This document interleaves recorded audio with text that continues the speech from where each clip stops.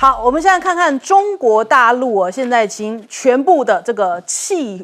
生气美国的那种气氛感、民族的情绪哦，全部都已经激昂起来了。所以他们最近就拿出了一句话来讲，就是哪吒的这个电影里面哦这一番话，因为他们现在对于美国可能就是这句话的心情。我们来看一下。住手！你不想活了？我活不活无所谓，我只有你死。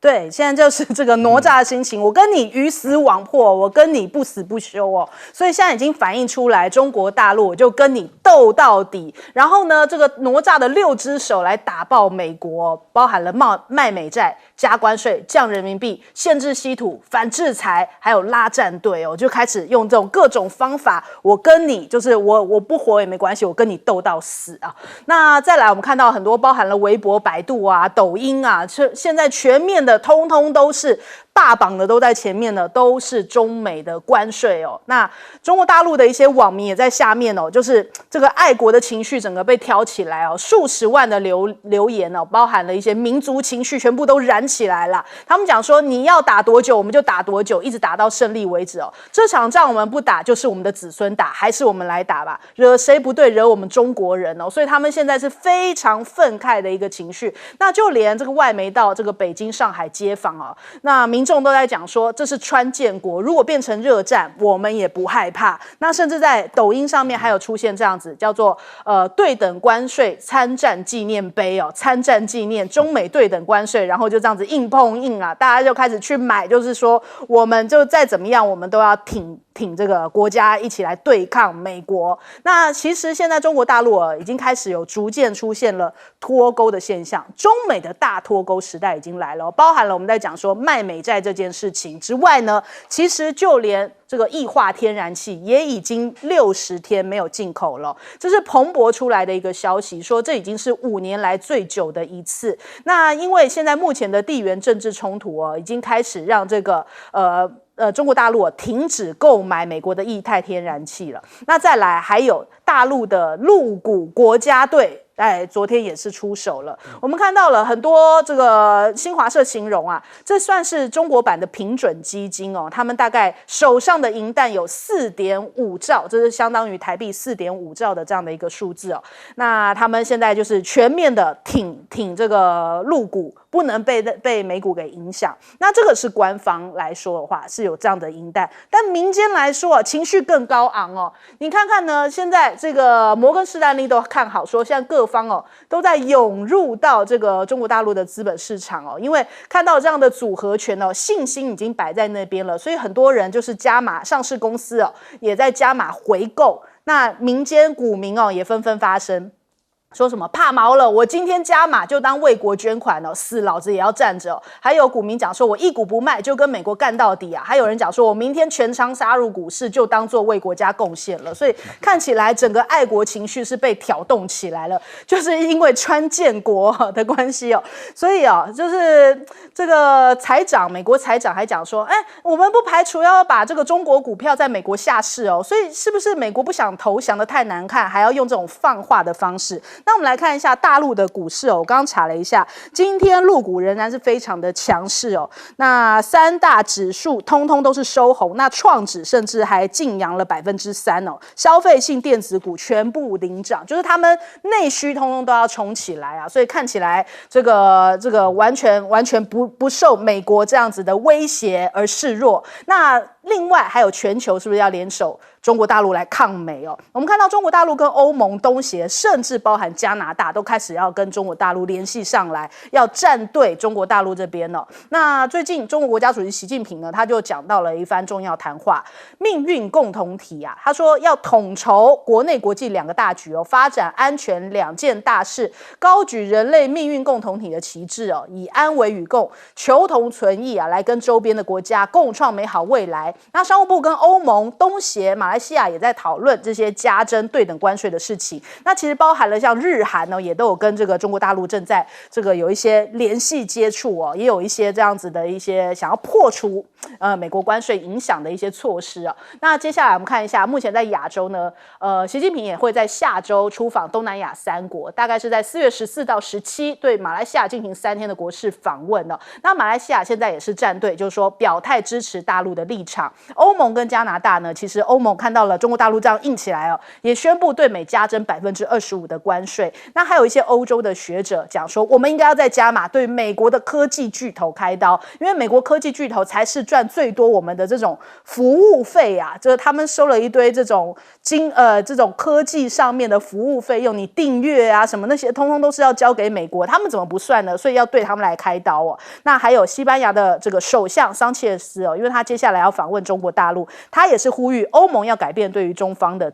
这个立场跟姿态。那加拿大也是回击啊，说4月9号要对美国的汽车可对等征收关税25%啊。那这些通常都是这些目前75个豁免的国家，就是说可以延后90天的国家，但是大家并没有要往后延的意思，也要照样跟着中国大陆一起跟美国对干嘛。我们先来请教一下邱毅老师。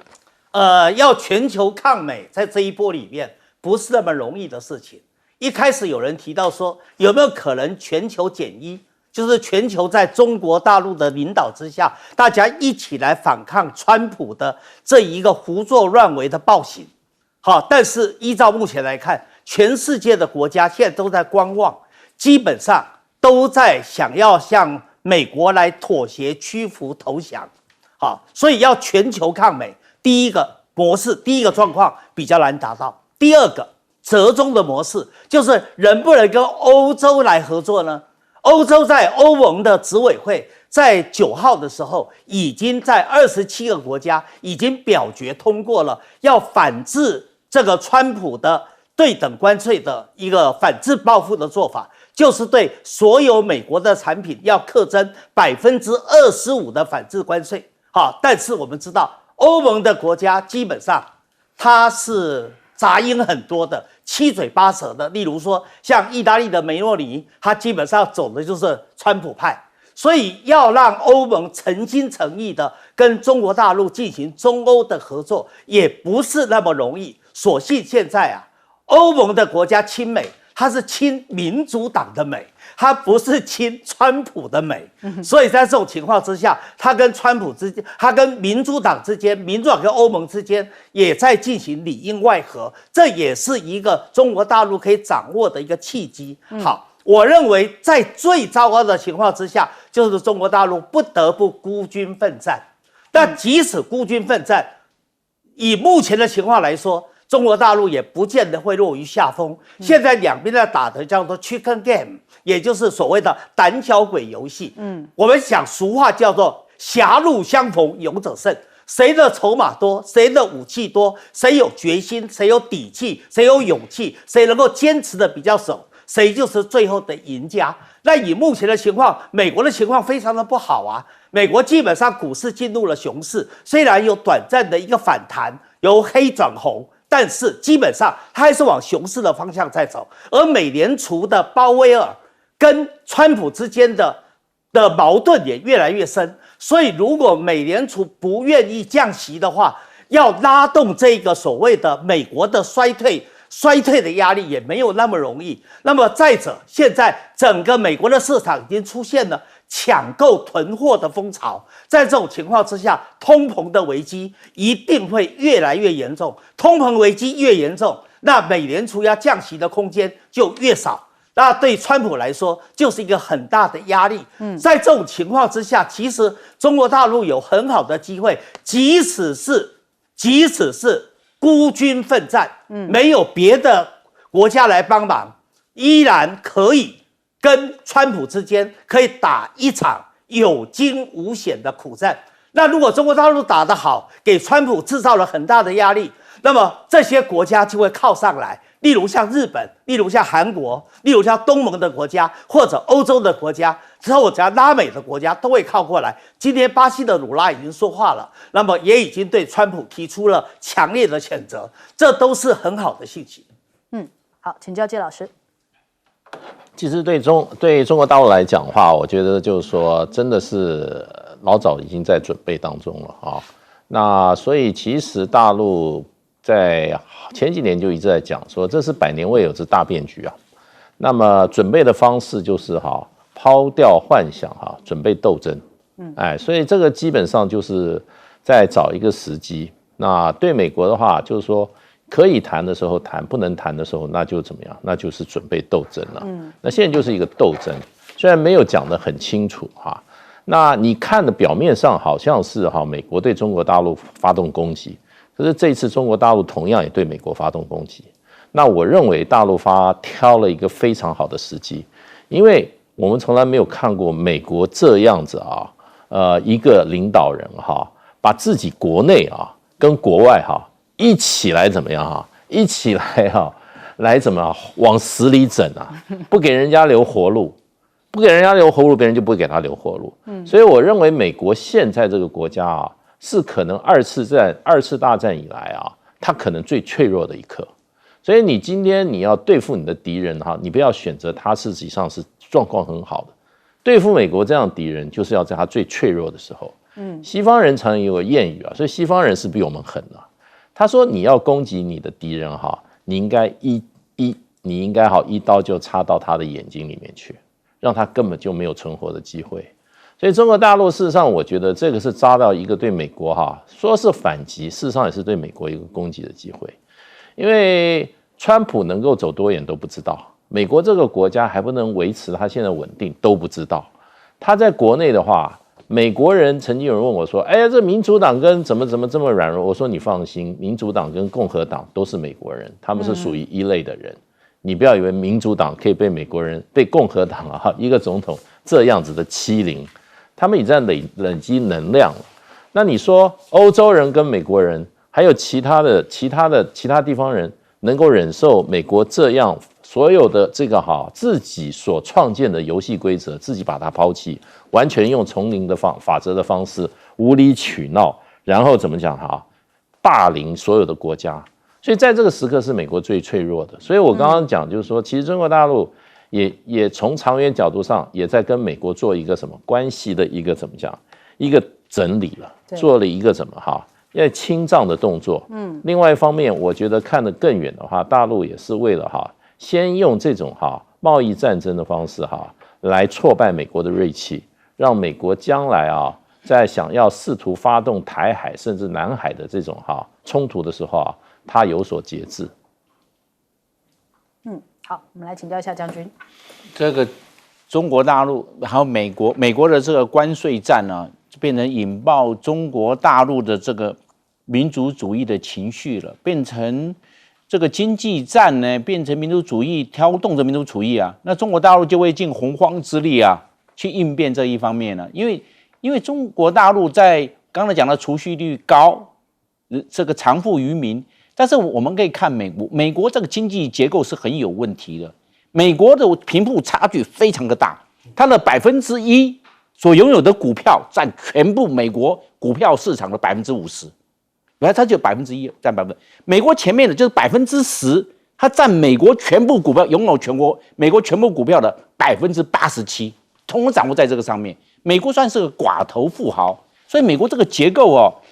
没有办法藏富于民，只是藏富在富豪。那其他的蓝领阶级跟白领阶级怎么样去适应这个我们讲的关税大战之后的变革？它变成它的物价那么高，白领阶级、蓝领阶级，他怎么样去适应？没有办法适应，因为他已经晚囊羞涩，囊空如洗，没有办法去做应变。所以美国这个问题，他怎么样去跟中国大陆？因为中国大陆我们看中国大陆它这些的民族主义只要一挑动，就跟我们讲到的抗美援朝，它整个上去了，它根本就是不要命了。就跟刚才哪吒所提到的，他根本都不要命，他就是不要你，就不要让对方活下去，是这个样。所以他认为这个不只是这个经济的问题、贸易战的问题、关税战的问题，它已经外溢出去了，外溢出去变成这个民主情绪、国家情绪的挑动。我认为这样子的来看的话，对世界的这个经济的发展来看呢，是负面的，是不健康的。好，我们先休息一下，广告之后马上回来。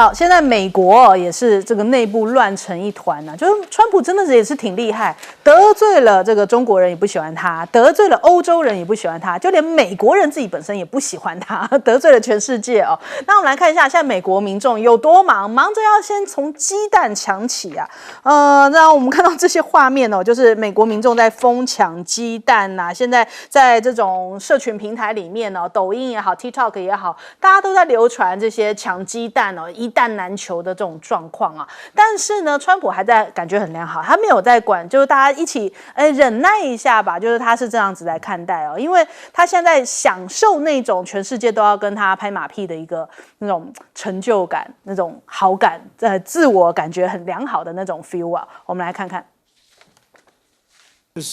I'm telling you, these countries are calling us up, kissing my ass. They are dying to make a deal. Please, sir, make a deal. I'll do anything. I'll do anything, sir. You said that these tariffs would go into effect on Monday. You said no pause, and today there is a pause. So, how can people believe your words today? It's not a question of that. You have to have flexibility. I could say, here's a wall, and I'm going to go through that wall. I'm going to go through it no matter what. Keep going, and you can't go through the wall. Sometimes you have to be able to go under the wall, around the wall, or over the wall. These guys know that better than anybody, right? 对他自己讲话也是反反复复的，总会有一个自己可以解套的说法。他就说这叫做弹性啊，撞墙那行不通就绕着走嘛。那还有呢，就是为什么他现在要突然喊卡？他讲说，因为大家开始有一点吵了，有一点害怕了，看到美国民众的反应哦，你们有点吵啦，所以我现在要这个暂停90天哦。那所以你看这个 CNN 就讲说这次呢关税大战哦，硬杠中国大陆。CNN 讲说川普恐怕是打不赢的哦，就连 CNN 都这样子下了这个定论了。所以是不是的确川普就要有弹性一点，自己该摸摸鼻子，该下台阶先赶紧下了呀？那再来，我们看到了《纽约时报》讲说，这个川普是一场鲁莽的实验哦，先一把火烧了，然后再来考虑后果，就是鲁莽行事最显著的特征。那还有一些这个专家啊，咨询公司欧亚集团的创始人伊恩·布雷默，他就讲了，他说川普呢推出的政策速度和混乱已经导致了极为严重的全球经济震荡啊。当今世人从未见过如此这样子的规模，自我引发出来的震荡哦。那还有华尔街的大佬就讲说，不要逢低去买美股哦，因为川普可能是在拿全球经济玩胆小鬼游戏啊，这种状况很危险哦。甚至还有这个老债王啊，他讲说，我问你哦，你真的敢继续持有这种波动性巨大的美股吗？这种走势是取决于美国总统是否睡了个好觉哦，第二天早上醒来是不是又推翻昨天的政策哦？千万不要在这个时间点进场啊！那因为川普讲说，现在是好买点嘛，叫大家赶快回来。大家说川普投顾回来了，当总统只是顺便而已哦，所以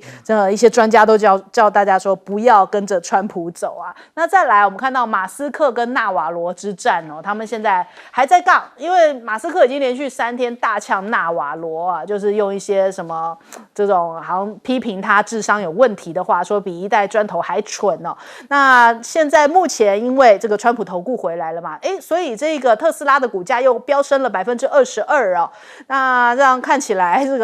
个也算是马斯克松了一口气。那就连这个央视哦，也在这个有相关的报道，就是说，美国媒体哦起底川普的关税政策的荒唐起源于谁呢？就是纳瓦罗，说他早期哦其实旅居于亚洲，所以他深信哦中国正在进行掠夺性的经济哦，还出了好多本书啊，不止这2本哦。2006年他出版了这个《中国战争即将到来》，就在讲说中国的发展对人类是个威胁啊。那2011年又出了这个《致命中国》，还被拍成了纪录片哦，然后当时也造成了轰动。那川普还选为这是他最爱的书之一，也是被川普延揽进白宫的主要原因。2018年中美的贸易战全面开打，当时纳瓦罗也是在这其中啊。那还在白宫的简报上面讲说，中国必须为自己不公平的贸易付出代价。所以现在是不是马斯克也是，因为他主要是比较是倾向中国大陆嘛，这个亲中的这样的立场跟纳瓦罗完全南辕北辙，所以2个人是越吵越凶哦。那首先我们请教一下邱毅老师。在网络上有流传一个这样的笑话，说有一位川粉，这位川粉邀了一位川普内阁的官员到他家里来做客，而他们为了表示对川普政策的支持，所以他事前打电话给他老婆，所以要把家里面 Made in China 的所有东西都要藏起来。这样子的话才让川普觉得说大家都在拥护你川普的这个反中抗中的政策。结果呢，他到了家里头吓了一跳，门没有了，窗户也没有了，里面所有的家具，什么桌子椅子全没了。这时候正在压抑的时候，他的老婆出来了，他的老婆是赤裸裸的出来，连衣服裤子都没有了。所以就证明了现在大陆在8年磨一剑，他基本上已经对美国的依赖已经非常的低了，而美国对大陆的生产出来的日用品的依赖非常的高。现在大家都在抢购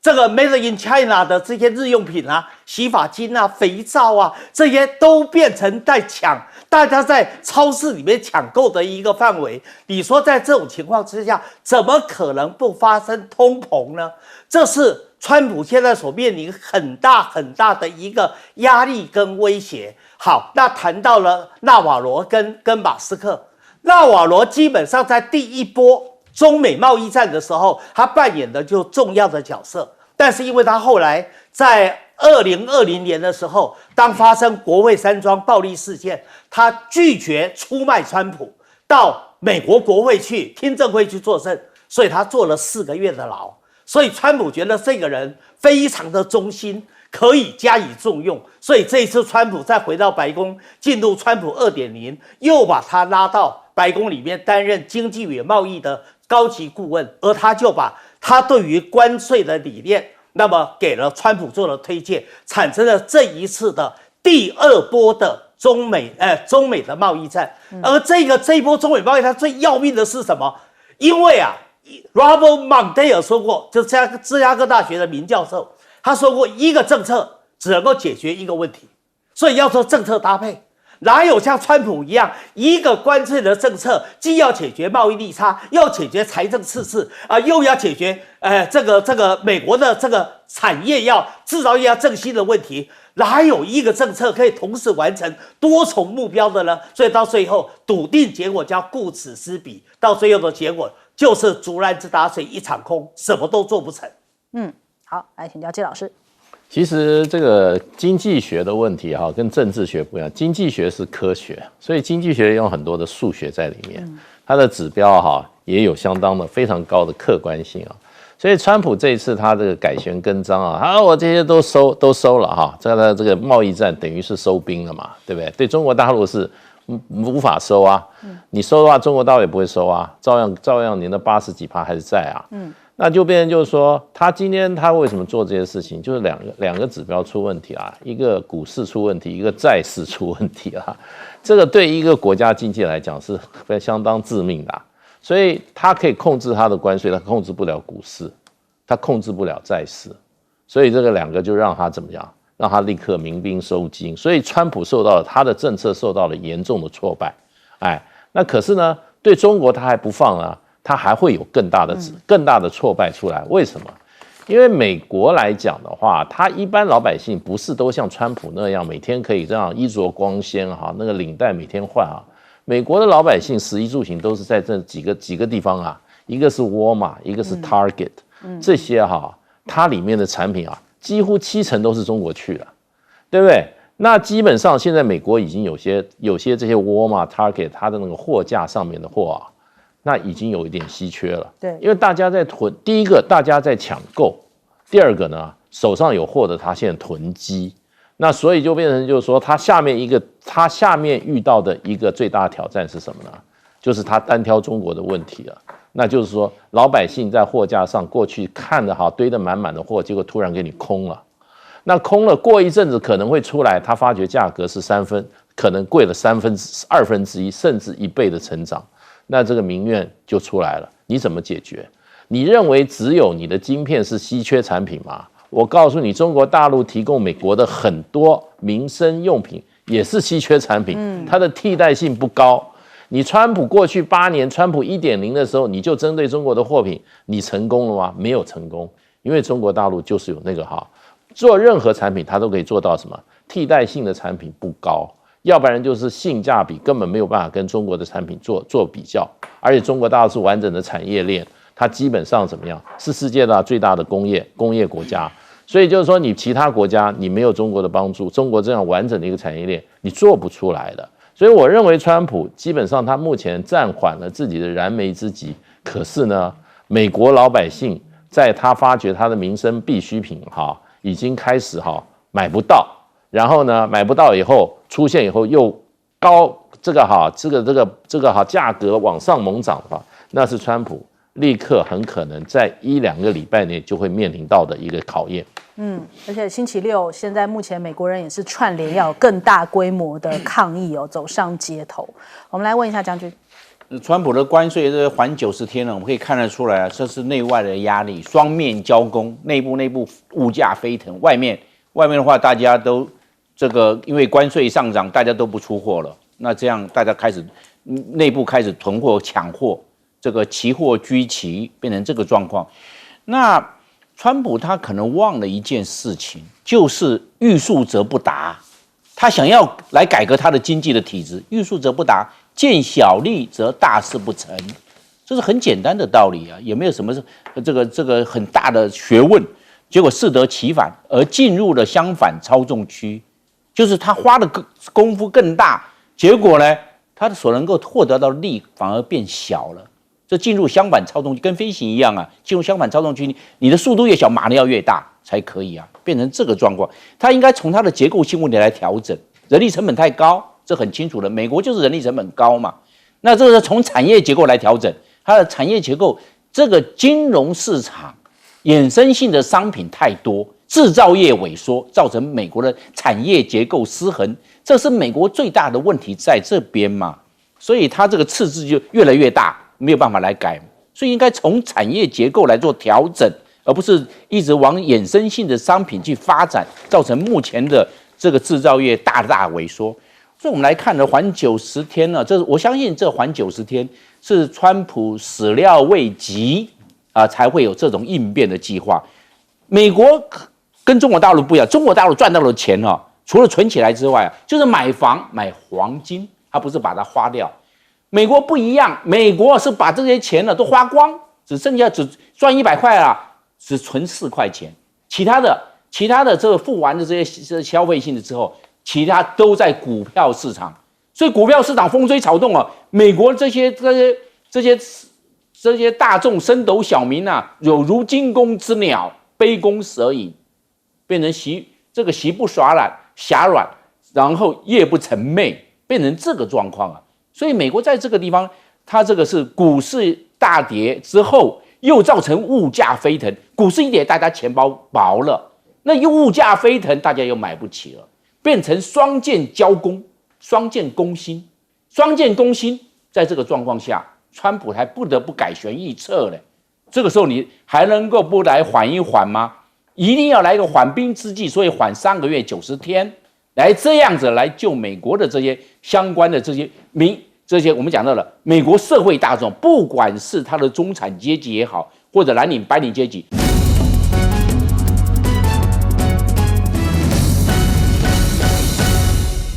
欢迎收看《新闻大白话》，我是主持人翟轩，马上欢迎一下这个阶段加入我们讨论来宾。先大时间问题，大家好，各位朋友大家好，文大国际所教授邱毅，主持人好，大家好。前空军副司令张延廷，主持人好，大家好。好，首先我们来看一下这个中美的关税大战已经是正式的开打了。昨天晚上非常的热闹简直是看到杀疯了的局面因为呢，美国现在对于中国大陆提升到104%，昨天晚上中国大陆就说我也加你50%就到了这个84%。然后呢，到了半夜的时候这个川普越想越又觉得说，哎呦，你怎么又回击我？所以是不是又恼羞成怒一口气给这个中国大陆的税率提升到125%。所以我们看这个微博热搜其实第1名到第5名都是中国大陆的强烈反击。这反映出来什么？这反映出来现在这个整体的这个关税大战已经是吵到整个群情激愤这个全体中国人都已经烧了起来了。那我们来看到了这个现在目前中国大陆在今天上午的时候，央视新闻首先发声正告美方逼迫世界各国打电话认输的野蛮人，永远不要指望等到中国的电话哦。所以这已经是明确的说，我们不会跟你通电话，你还在那边讲说什么？哎呀，我可以什么宽宏大量的接一接习近平电话，他已经告诉你。别想，我们不会打给你啊。那再来，这个大陆还一口气制裁了18家美国的军工企业哦。那他说，这个大陆商务部讲说，已经会列入到不可靠的实体清单。那不止如此哦。大陆还大卖美债哦，现在已经有传出来这个抛售美债的报复啊，传出中国大陆的高层下令抛售500亿美元的美债哦，那剩余持有的美债也将会逐步出清，然后消息立刻引爆美债的殖利率哦，在9号的时候全面的暴跌，那就有分析指称哦，这个是向房间里的人扔出一颗手榴弹啊，所以这个回击非常的强硬，也非常的痛，是不是让习近平真的有点这个吓到这样子的一个回击，所以人家讲说哦，可能川普哦真的是被吓到了。然后这个我们来看看这个，他说游戏不是这样子玩的，大陆故意放贬人民币哦来抵消关税冲击。他说哎呀，这个他们很厉害，讲说中国大陆不得不佩服他们，但是哦你们太爱面子哦，迟早会派人来跟我谈判的。但是这一波冲击已经让美债市场率先中箭下马，10年期的公债殖利率已经暴跌了大概30个基点哦，30年期的殖利率更是飙破了4.82，已经创下疫情以来最大单日涨幅。那川普早上才决定要暂缓关税哦 ，CNN 讲说就是因为这个美债啊剧烈的震荡吓坏了财政部哦，所以这个卢特尼克跟贝森特讨论之后，赶快做了这样子的一个决定哦，对中国大陆的关税飙到125%，这时候川普又再放一个讯息，他讲说。习近平是我的朋友，他说习近平是我的朋友啊，他可以说变就变，我们都有点看傻了，就觉得说，哎呀，真的是怎么说来就来哦。他还这个文情并茂的啊，他说习近平是个聪明人，我们会达成一个很好的建议，他是我的朋友，我愿意跟他见面呢。那这个是他的讲法，然后另外一个在创双簧啊，就是好像是不是软硬两手啊？这个美国的商务部跟财政部长喊说不会与中国接触，那是川普、习近平的，就是说他们两个见面是他们两个见面，但是我们是不会我们是对中国大陆是很强硬的，所以这个牛弹琴啊，这个大陆的官媒就讲说，其实市场的反应已经很明显了，美国政府吓坏了，债券市场波动已经不能再拖了，它必须改变，所以总是说最狠的话，却赶紧找了台阶下了。那再来，我们看一下中国大陆其实也透过外交部在 X 上面不断的发文，我们前2天有放了这个雷根的一段话嘛，毛宁现在又放出最新的一段话，这一段话是中国国家主席习近平的话，是不是也代表他们对美方说的一番话？我们来听一下。中国人民不惹事儿，也不怕事，在任何困难和风险面前，腿肚子不会抖，腰杆子不会弯。中华民族是吓不倒、压不垮的。好，昨天这一番话也是在这个各个大陆的社群平台上面，大家都疯狂喊赞，就说什么啊，为自己的国家加油哦！所以大陆人民现在目前真的是群情激愤。那我们来看一下这一番这个时间轴，就是中美之间你来我往的密切，你打我一拳，我打你好几拳这样子的一个过程哦。4月3号，川普就是对等关税这个解放日出来，大陆立刻回击，在当天呢，外交部的发言人就出来讲说，我们会维护自身正当权益。而且马上端出5招，先有一个人出来喊，马上就是我加征你34%。然后4月4号，那川普又出来风凉话一下，说哎呀，大陆他们慌了，他们承担不起哦。结果呢，真的慌的是美股暴跌了3天。然后4月8号，中国大陆立刻回击呛美，就是各个单位通通都出来讲说，我们奉陪到底，不惹事也不怕事哦。而且 A 股多家这个公司哦，也开始出现增持的计划，就是全面挺住稳住经济。然后4月9号，中国大陆呢看到美国加征关税到104%，立刻又是晚上就马上宣布加征到84%，加征50%哦。那下午的时候还给了你一个白皮书哦，所以看起来一波波的这个反击力道，你打我一棒，我砍你10来刀那种方式在做回击。所以现在中美真的算是一种正式宣战的局面哦。那看到这个中国大陆那么硬气，就连日本哦跟中国大陆一直会有一些好像这个矛盾的这个他们现在都有一些日本网友在讲说，我们真的应该要学习大陆一下哦，真的是不得不佩服中国大陆，也忍不住要按赞哦。那我们先来问一下介老师怎么看？我想就是说，这个中国大陆事实上老早就已经大概政策已定了，这是对美国来讲的，美国掀起的贸易战，中国大陆是寸土不让。因为王文涛啊，中国大陆商业部长，大概在就是说美国开始这种关税战以后之前呢，大概差不多将近1个月前就讲了，中国大陆政策就是以其人之道还治其人。那这个讲这句话的时候，我想就是说，大陆已经规划差不多了，就礼尚往来了啦。对，就这样，以其人道还治其人之身。那最主要就是说，大陆有这个条件，有这个底气，那有这个实力啦，有这个实力。那其实要整个来算一笔账的话，其实川普1.0的时候，中国大陆这个外销对美国的这个依赖几乎是将近2成。可是去年底大概中国大陆整个的外销总额那美国占的比例只占到15.7了。那15.7的话就已经降了差不多快将近5.5个百分点了。所以就是中国大陆一直在分散市场，另外一个就是中国大陆最近几年的这个最近差不多10年就是经济体制结构的改革那国家的经济的发展动力已经尽量减低贸易战的比例了。那要所谓的推动双引擎的发展，那也就是大量的怎么样发展这个内部的消费国内的消费，让国内的这个带动经济成长的比重增加这两个过去8年事实上让中国大陆对美国这个经济的这个相互依赖性降低了很多。那另外一方面就变成就是说，再加上中国大陆事实上过去8年在科技上对美国的依赖也在降低，所以呢，事实上的话，中国大陆就是说整个对美国的整个反击的能力已经经过8年10年的建构已经对自己有很大的信心了。所以虽然去这个整个来讲的话，我们可能看到5447亿这个数字是去年中国大陆外销美国的量美金的这个市场可能会产生重大的变化。那可是我觉得中国大陆应该这个估算我看他们这个在很多的这些出口商出口的产业，事实上他们已经开始在做市场分散。那主要就是欧盟、中东还有东南亚，那么还有国内的市场。所以我觉得就中国大陆事实上已经准备好了。那所以对美国的报复来讲的话，美国会付出的代价是什么呢？因为美国去年也卖了这个1435亿美元的产品到中国大陆市场，中国大陆市场目前给予美国80几%的这个关税以后事实上等于说对美国产品货品上面已经关门了，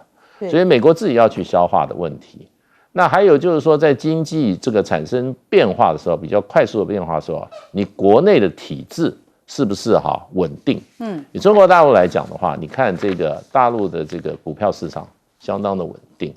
那而且中国大陆国营企业基本上就是增持中国的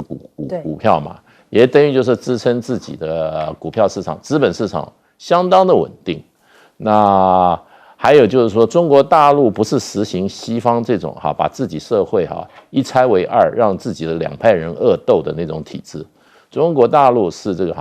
社会主义的这种所谓的政经体制。那它的稳定性，还有这种抗压，还有就外部压力，还有就是怎么样抵御变局的时候它不会自己内部先乱，对，不会一派人先打另外一派人。所以整个来讲的话，你就可以看出来，中国大陆大概经过一个盘算的话，就是很清楚的要跟美国来讲让美国不能够再继续嚣张去了。而且我觉得中国大陆跟美国在这个时候等于说先暂停一下，结一下账，然后呢跟美国关系重新厘清可能会发现对中国的长远发展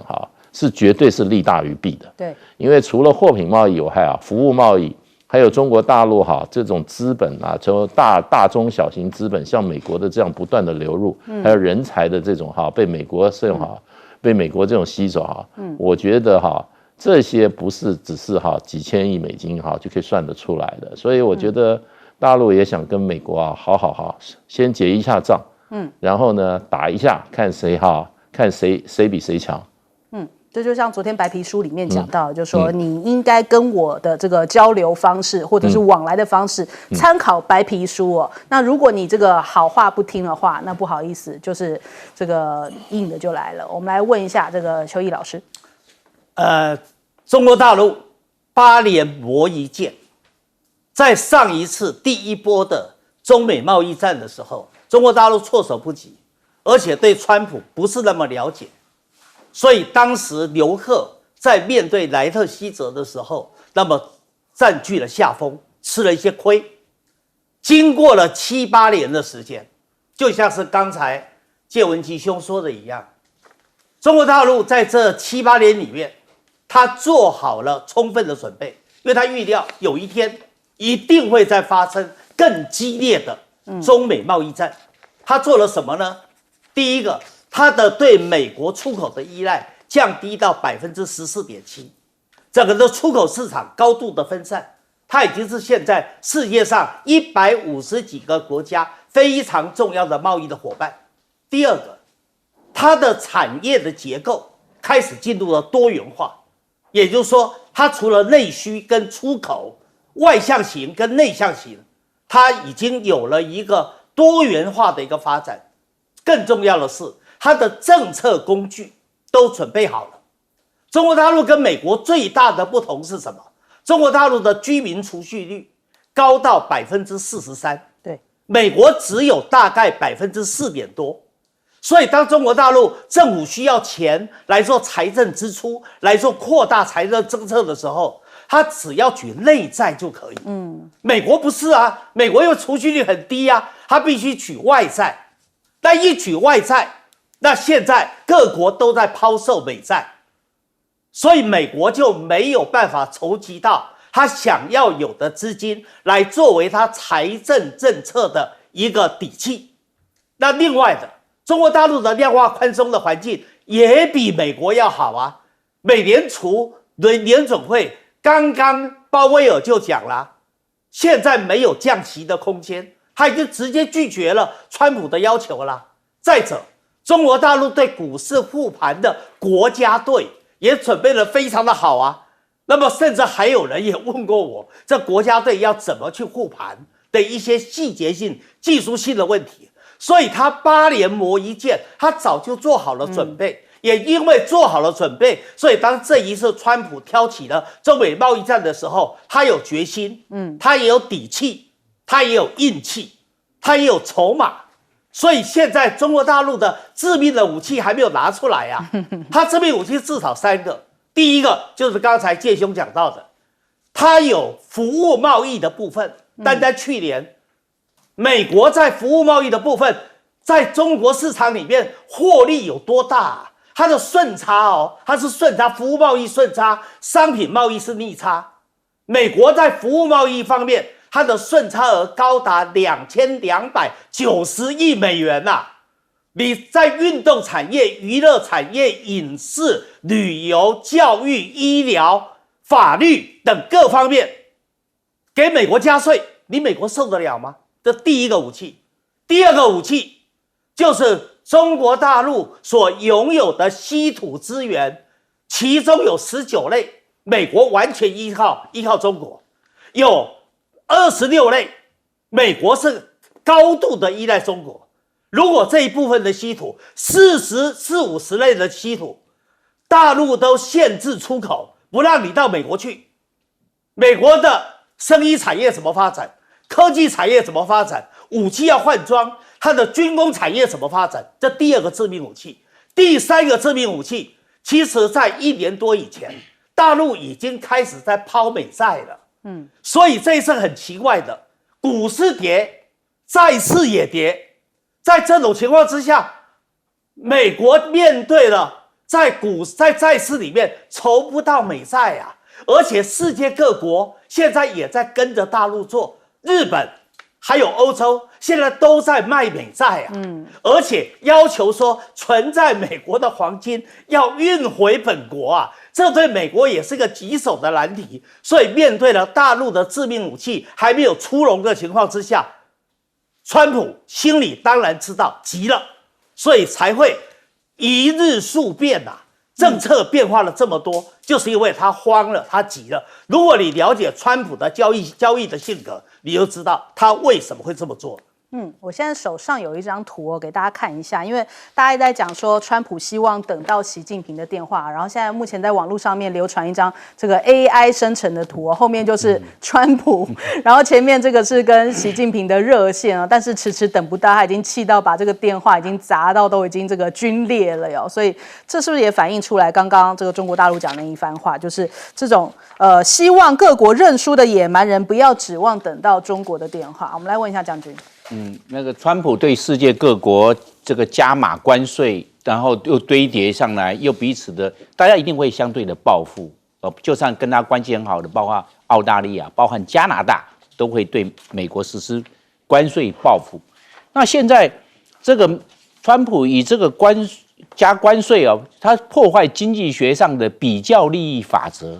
大家都有便宜的东西卖给对方，也买对方另外一种便宜的东西，大家双方双赢，双获利，这个是经济学上普遍的法则嘛？那哪有是加关税，然后加到100多？那我认为川普的个性呢是吃软怕硬，所以中国大陆给他来硬的，中国大陆不来软的，是这个样子。那现在来看的话，因为什么？因为美国有3个短板，中国大陆却有3个强板，加起来就变成6个了。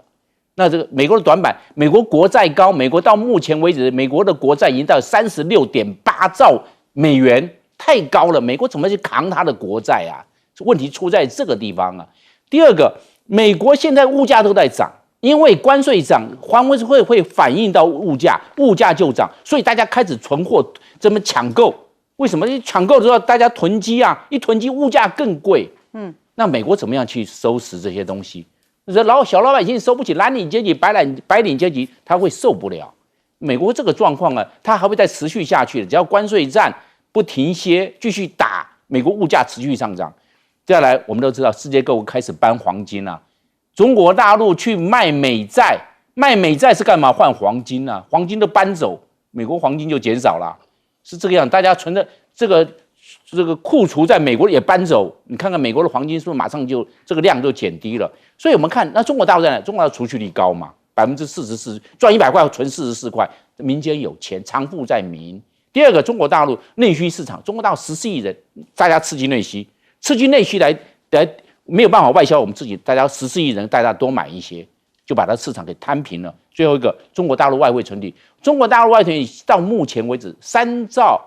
2024亿美元，他的钱多嘛，钱多，底气够，跟美国继续玩这个我们讲的贸易对抗、关税对抗，中国大陆有这3个底气。好，我们先休息一下，广告之后马上回来。